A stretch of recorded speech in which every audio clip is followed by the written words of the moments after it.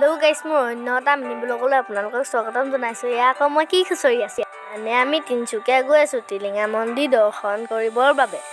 যিহেতু আমি ট্ৰেইনত গৈছিলোঁ, গতিকে মোৰ মুখখনে একো এটা বস্তু নুচুবাকৈ গৈ থাকিবই নোৱাৰে।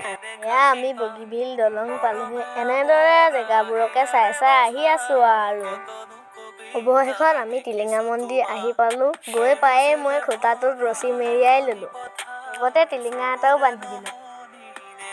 এয়া চাওকচোন, টিলিঙা মন্দিৰৰ পৰিৱেশটো অকল টিলিঙাই টিলিঙা, যিহেতু নামেই টিলিঙা মন্দিৰ ন। তাৰপিছত আমি সেৱা কৰিলোঁ, আশীৰ্বাদ ল'লোঁ আৰু আকৌ ঘৰলৈ বুলি ৰাওনা হ'লোঁ। মন্দিৰত বেছি ভিডিঅ' কৰিব নোৱাৰিলোঁ, যিহেতু আমি ট্ৰেইনত গৈছিলোঁ। আকৌ ট্ৰেইন পাবলৈ সোনকালে আহিবলগীয়া হ'ল। এইফালে মোৰ মুখখন চাওকচোন, যিহেতু আমাৰ ট্ৰেইন 4 ঘণ্টা আছিল। মোৰ আকৌ আহি আমনি লাগি গ'ল। ব্লগটো ইমানে, আপোনালোকে মন দিব বুলি আশা ৰাখিলোঁ।